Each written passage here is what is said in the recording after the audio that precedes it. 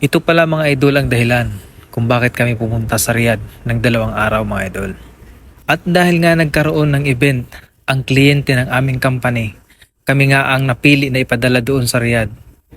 Ang event na ito mga idol ay event ng mga BBIP, very endangered person.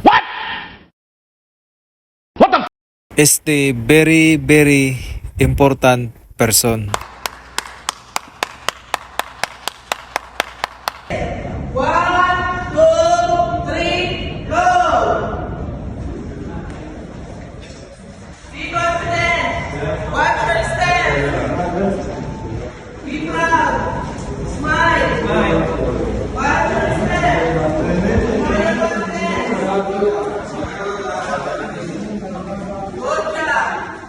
You want you could do so you could.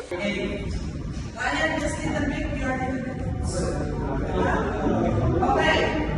1, 2, 3, sir. Where did I go wrong? I lost a friend somewhere along in the Hands on this. 1, 2, 3, left, exit. Ganun nga kalupit mga idol ang aming rehearsal dahil sa napaka-importante ng event na ito mga idol. Ito ay event ng hindi basta-basta. Dahil nga ang aming mga guest dito ay mga bigating tao.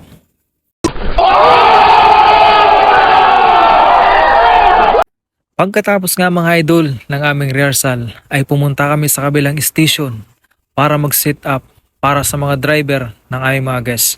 At dahil sa napakataas ng aming inakyat at ang dami naming daladala, ay minsan napaisip kami kung tama pa ba ang aming pinasok. You didn't have to cut me off. Sabi nga ng kasama ko mga idol, na mali daw ang kanyang pinasok. Dahil nga naman, ang trabaho namin ay waiter at hindi kami kargador. Come on now, dog. Come on, man. At dahil nga dito sa Saudi ay parte na ng pagiging waiter ang pagiging kargador. What? Bro, what are you talking about? Kaya naman nagpatuloy na lang kami sa aming pagpunta sa aming station. Sabi nga mga idol sa kasabihan na hindi ka legit na waiter kung hindi ka naging kargador. At tama nga naman mga idol, paano mo nga naman ihahatid ang pagkain ng iyong guest kung hindi mo naman ito bubuhatin? At hindi na big deal sa amin ang pagiging kargador dahil kahit saan kami tapon ng aming company ay palagi kaming kargador. At ang importante ay nandito na kami sa aming station. Pagpasok nga namin dito mga idol ay namangha kami sa aming nakita dahil ang nakita namin ay mga makalumang Ito yung mga kauna-unahang gamit ng mga Saudi noong unang panahon. At ang lugar na ito mga idol ay museum.